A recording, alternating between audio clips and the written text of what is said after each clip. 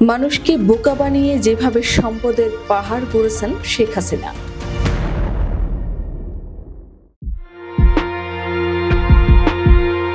দলের এবং দলের বাইরের মানুষদের শেখ হাসিনা সবক দিতেন দুর্নীতি না করার। সত্যিকার অর্থে শেখ হাসিনা 1981 সালে যখন দেশে ফিরে আসেন তখন একরকম শূন্য হাতেই ফিরে এসেছিলেন। কিন্তু ছাত্র জনতার গণ অভ্যুত্থানে 5 আগস্ট দেশ ছেড়ে ভারতে পালিয়ে যাওয়ার পর সামনে আসতে থাকে হতবাক করার মতো তথ্য। শেখ হাসিনা প্রধানমন্ত্রী থাকাকালে নিজেকে প্রাণবন্ত করে সাবলীলভাবে সাধারণ মানুষ ও নেতাকর্মীদের সামনে বিশ্বাসযোগ্যভাবে কিছু কথা বলতেন। পরিবারের সদস্যদের পাশে রেখে প্রায় বলতেন, সন্তানদের জন্য আমি কোনো সম্পদ করিনি। আওয়ামী লীগ সরকারের পতনের পর বিভিন্ন শ্রেণী পেশার দোসরদের বিপুল পরিমাণ দুর্নীতি ও লুটপাটের তথ্য সামনে আসতে থাকে। একে একে শেখ হাসিনার মন্ত্রিসভার সদস্য এবং দলের সব পর্যায়ের নেতা ও জনপ্রতিনিধিদের দুর্নীতির সম্পদ প্রকাশ্যে আসে। অনেকে গ্রেফতার হন, আত্মগোপনে ও দেশের বাইরে পালিয়ে যেতে সক্ষম হন অনেকে। তবে শেখ হাসিনা ও তার পরিবারের এবং আশপাশের অতি ঘনিষ্ঠজনদের সম্পদ সবে চাউর হতে শুরু করেছে। সরকারের পক্ষ থেকে হাসিনা পরিবারের অবিশ্বাস্য সম্পদের ফিরিস্তি শুনে সবাই বিস্মিত হন। অথচ শেখ হাসিনা প্রায় তার বক্তৃতায় নীতিকথার নানা বাণী শোনাতেন, যার সঙ্গে এখন বাস্তবতার কোনো মিল খুঁজে পাওয়া যাচ্ছে না। বিশ্লেষকরা বলছেন, শেখ হাসিনার এসব বক্তব্যের আড়ালে ছিল প্রচন্ড প্রতারণা। মানুষকে বোকা বানানোতে তিনি পটু ছিলেন, ফলে খুব বিশ্বাসযোগ্য করে তুলতে রসিয়ে রসিয়ে তিনি এসব কথা বলতেন। এসব কথার মারপ্যাচ এবং উন্নয়ন ফিরিস্তির আড়ালে তিনি ছিলেন মূলত আপাদমস্তক দুর্নীতিবাজ ফ্যাসিস্ট।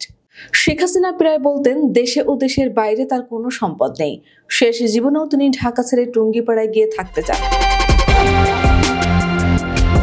তবে এসব মিষ্টি কথায় সাধারণ মানুষকে বোকা বানাতে পারলেও বিক্ষুব্ধ ছাত্র জনতা ঠিকই তার এসব ভণ্ডামি বুঝতে পেরেছিল।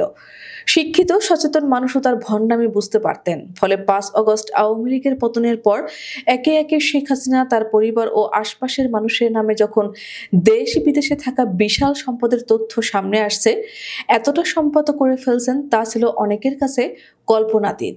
ফলে ক্ষমতার অপব্যবহার ও দুর্নীতি করে দেশে ও বিদেশে গড়েছেন অঢেল সম্পদ।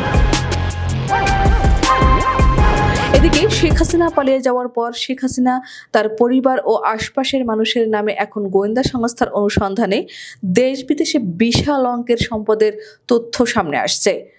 বাংলাদেশ ফাইন্যান্সিয়াল ইন্টেলিজেন্স ইউনিটের তথ্য মতে সংস্থাটি শেখ হাসিনা, তার পরিবার ও তাদের স্বার্থ সংশ্লিষ্ট ব্যক্তি ও প্রতিষ্ঠানের জব্দ করা 124 ব্যাংক অ্যাকাউন্টে 635 কোটি 14 লাখ টাকা পেয়েছে। এছাড়া 1 কোটি 80 লাখ টাকা দলিল মূল্যের রাজুকের 60 কাঠা প্লট এবং 8 কোটি 85 লাখ টাকা মূল্যের 10% শেখ হাসিনা, তার পরিবার ও তাদের স্বার্থ সংশ্লিষ্ট ব্যক্তি ও প্রতিষ্ঠানের নামে যুক্তরাষ্ট্র, যুক্তরাজ্য, সিঙ্গাপুর, হংকং এবং কেম্যান দ্বীপপুঞ্জে সম্পদের সন্ধান পাওয়া গেছে। এছাড়া মালয়েশিয়ার একটি ব্যাংক অ্যাকাউন্টে রাশিয়ান স্নাস ফান্ড এর অস্তিত্বও মিলেছে। হাসিনা পরিবার ও তাদের স্বার্থ সংশ্লিষ্ট ব্যক্তি ও প্রতিষ্ঠানের বিরুদ্ধে প্রতারণা ও জালিয়াতির অভিযোগে দায়ের হওয়া 6টি মামলার তদন্ত শেষে চার্জশিট দাখিল করা হয়েছে এবং পরিবারের 7 সদস্যকে বিদেশ ভ্রমণের নিষেধাজ্ঞা আরোপ করা হয়েছে। এছাড়া মঙ্গলবার শেখ হাসিনা, তার বোন শেখ রেহানা ও তাদের সন্তানদের নামে এবং তাদের স্বার্থ সংশ্লিষ্ট প্রতিষ্ঠান মিলে মোট প্রায় 587 কোটি টাকার সম্পদ জব্দ করার নির্দেশ দিয়েছেন আদালত। এর মধ্যে তাদের নামে মোট 124টি ব্যাংকে হিসাবে থাকা 578 কোটি টাকা অবরুদ্ধ এবং সুধা সদন সহ 8 কোটি 85 লাখ টাকার বাড়ি ও জমি ক্রয় করা হয়েছে।